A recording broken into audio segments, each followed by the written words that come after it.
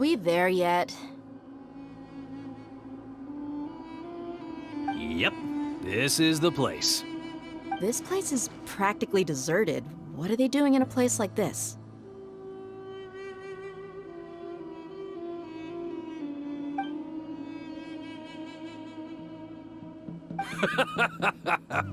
Why don't you take a guess? Go on, a wild stab in the dark. You're like lambs to the slaughter.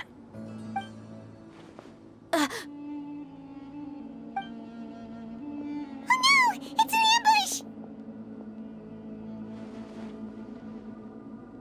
ambush! What's this all about, Zaki? Come on, Dia. You really think we didn't hear about what you said back in Aru village? The boys have kept a close eye on you from the moment you set foot there. Not only do I know that you're looking for Delavar, I also know that you've teamed up with people from the academia to look for the missing scholars. So, you've been watching us from the very beginning? Uh-oh. Paimon knew leaving Sino behind was a mistake! And you left the strongest one in the village, didn't you? Who do you think you are? You really thought we'd fall for your little business deal nonsense? So you and Delavar have been partners all along. Dia, I guess it's only natural for a traveling mercenary like you to be out of the loop. Those of us who hang around the tavern have stronger bonds than you think. But you got one thing right. We're all looking forward to an uprising in Sumeru. There's nothing more we'd like to see than the desert folk overthrowing the academia. If that's the case, then I'm sure Delavar wouldn't miss a second of it. I'll be honest with you. If it weren't for what you said in the village, your little monologue about the Wall of Samiel would have convinced me that you're one of us. Delavar. And Enger, you're here too, huh? Long time no see, Miss Mercenary. You should have known the traitors are what us followers of the Scarlet King despise the most. Dia, I thought that you, a fellow desert dweller, would understand that the Scarlet King is greater than the Dendro Archon. Little did I know, you don't deserve to join us. Yeah, gee, what a missed opportunity. Adopting radical views and kidnapping innocent scholars, all because of some baseless rumors. Anything else I'm missing out on? See? There you have it. Mercenaries are just a bunch of faithless scum with only one thing on their minds. Mora. Pathetic. You're all like a pack of street rats. You're not wrong. Mercenaries are driven by Mora, and my faith lies with whoever's paying me. As long as there's a profit to be made, anyone can become my friend. Enough talking! Get him!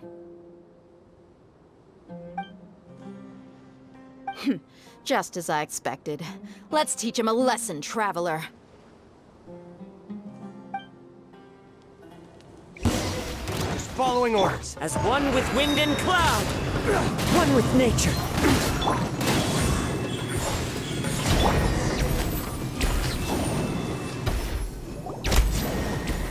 Impossible! How could you? So, what do you think about your meticulous network now, Zaki? How did you say it? It's only natural for a traveling mercenary like me to be out of the loop. I'm guessing your informant told you that I'm just an incompetent merc with no real fighting skills, correct? I mean, that is what I said after all. And of course, you would believe everything he reported. The only thing you know about me is that I'm a mercenary, but you've never seen me in action. Even though you heard we went to handle monsters together, you believed that Candace was the only one doing all the real fighting. That so-called Flame Mane is just a fraud. She admitted it herself. She just uses her connections to gain the trust of others. That's what you thought, right? Ugh. You lied in the village because you figured that we'd have people watching you. And you were stupid enough to fall for it. I figured as much the first time we drank together. You all thought you were so smart. Pathetic. Okay, that should be all of them. Whoa! So you've been planning this since we were in Aru Village? No task can be done without preparation. I just happened to notice a couple suspicious-looking people while you were out investigating. Oh, but instead of catching them right away, you let them report back. Those two who were snooping around were just a couple small fries. If we want to get the real catch, we have to be patient and give it some time. Oh, you mean the funny name she mentioned back in Uncle Ampu's house? The wide-eyed butcher, scar-riddled bandit, Paimon can't remember them all. That's just a bunch of drunk talk. Edgar and Delavar like to talk themselves up when they're drinking. Edgar, the wide-eyed butcher, and Delavar, the scar-riddled bandit, are the nicknames they came up with for themselves. Alcohol has a way of making people share what they really think. So Edgar and Delavar are always rambling in the tavern about how the Scarlet King is a superior deity. What about Zaki? He's just a numbskull who fell right into our trap. Zaki was probably the best hidden of them all. My initial plan was to find Delavar first, and then try to track him down.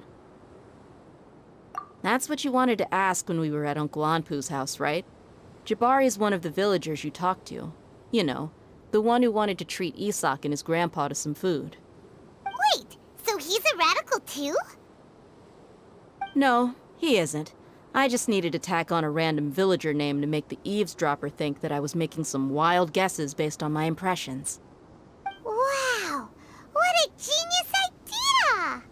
Well, that's an expert mercenary for you. Ah, you're too kind. It was straight from the usual playbook, if I'm honest. So, that thing you were saying before, is it really true? About what? About how mercenaries only care about Mora, and that anyone's a friend as long as there's a profit. Does that bother you? What makes you so sure? Dia, do you dislike the Dendro Archon like the other desert folk? You two are pretty sharp. No, I don't have anything against the Dendro Archon. I've heard a lot of nice things about the Lesser Lord from Dunyarzad. I can understand her devotion and gratitude. Dunyarzad's just an ordinary person. There's no way a god would be so involved in the lives of everyday people, unless they were truly compassionate. I've begun to realize that the sages are behind everything that's happened recently. The radicals' blind belief in the Scarlet King, making the Dendro Archon out to be an enemy. It's all the academia's trickery. But I see through it all. And unlike them, I can never be hostile towards anyone who's never done anything wrong. Dia. Anyway, looks like we're done with business here. Traveler, lend me a hand. Let's tie him up and bring him to the village.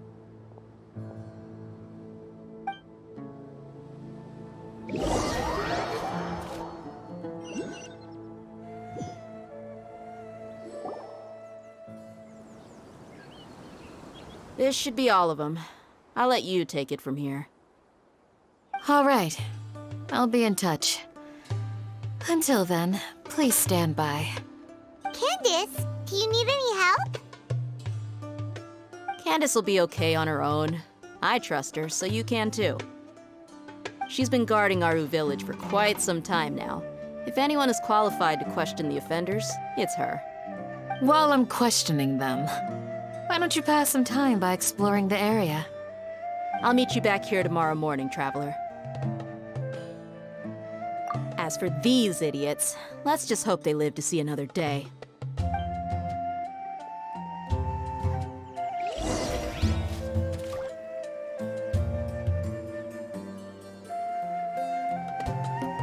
You heard the question. Now answer me.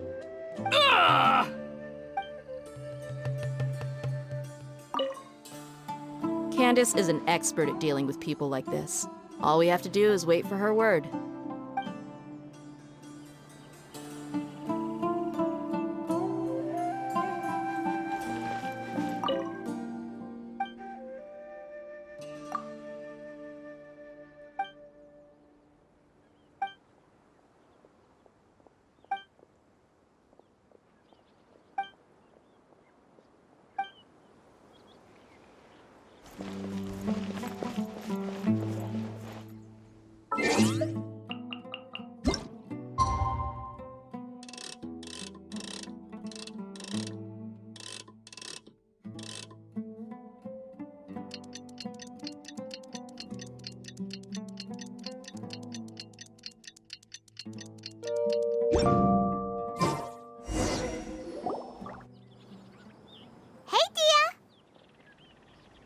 Right on time.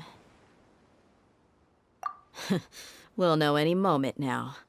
Paimon's been wondering. You seem to know Candace pretty well. Have you been friends for a long time?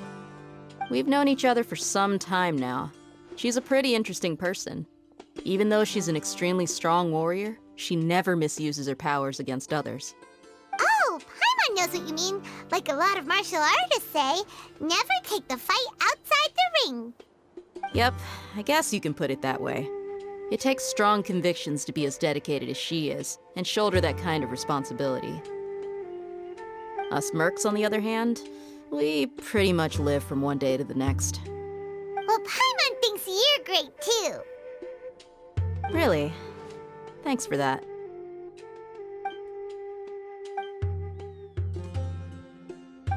Oh, Sino's here, and he's pretty early too.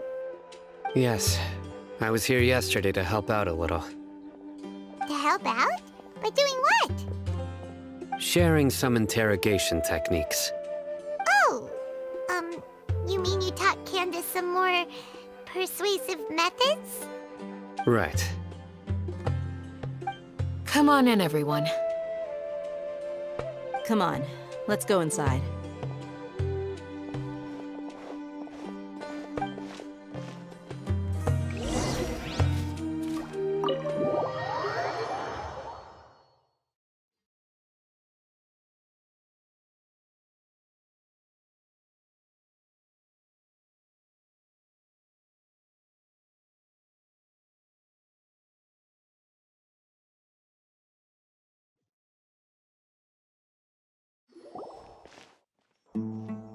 Candace, where? Whoa, you look furious. Do I? Huh. What gave it away? Oh, there's no mask that can hide true bloodlust. Cover up your eyes, and it'll still show itself at the corners of your mouth. Perhaps I need to work on my composure. Still, it's perfectly understandable why I'm angry. I'm sure everyone present would agree. Yes, ma'am. Please, don't beat us anymore. We're gonna die. Well, looks like Sino taught her well. You fear death yourselves, yet you do not hesitate to place the lives of others at risk. The absurdity is mind-boggling. The ones you call mad scholars are known to us as the Village Keepers. They are vital members of our community, and some even count them as family. You come here, to my village, and you treat my people as nothing more than stepping stones towards your goal. Tell me, what would you do to you in my position? Mercy! Please have mercy! You've made your bed. We may both be desert dwellers, but there is one thing that I understand better than you. The resurrection of the Scarlet King will only result in war.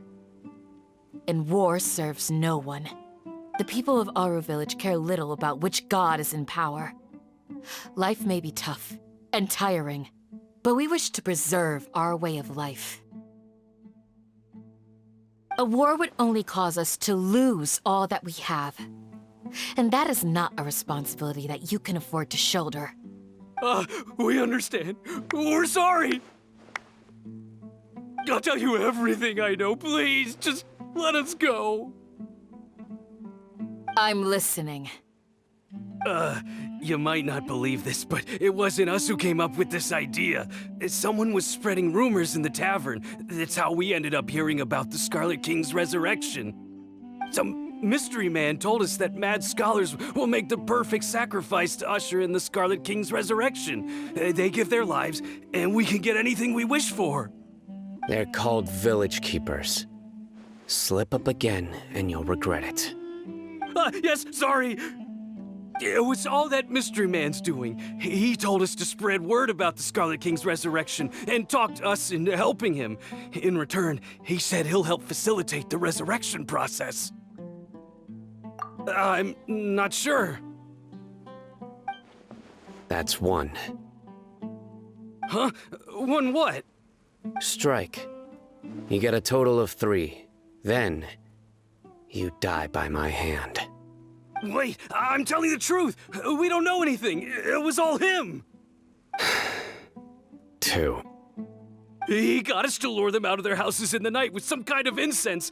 We take them to a junction outside the village. Then the mystery guy takes them from there. You gotta believe me, please. I'm telling the truth, I swear. Just ask them if you don't believe me. That was indeed the truth. Traveler, go on.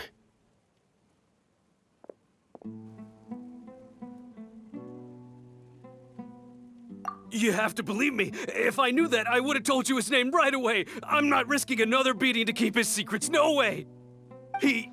That guy, he wears a cloak, and he's always careful to cover his face. He calls himself the Scarlet King's envoy. I believe I may know what's going on. Uncle Anpu? What do you mean?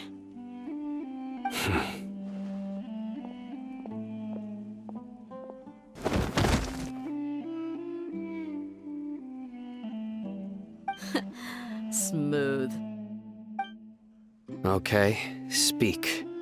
If my suspicions are correct, this mystery man they speak of could be from the Academia.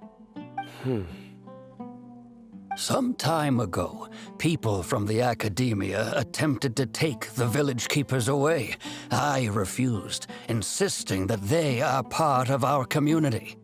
It strikes me now that this secretive character shares the same goal they had. Which means it's highly likely that the Academia was purposely spreading a false rumor to trick the radicals into delivering the village keepers right into their hands. They were the ones who brought them here to begin with. Now they're trying to take them back? We aren't gonna let that happen. Not the Academia again.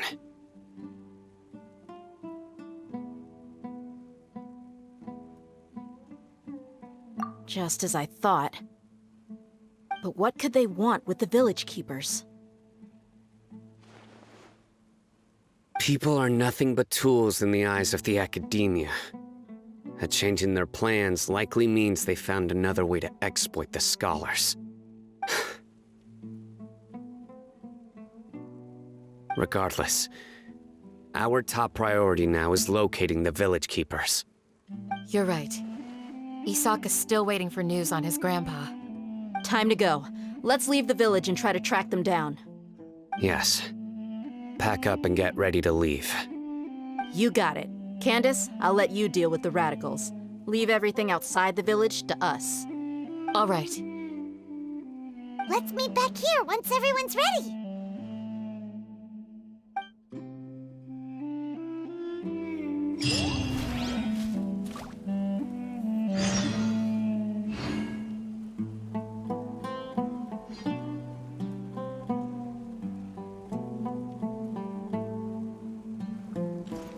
What scheme is the Academia brewing now?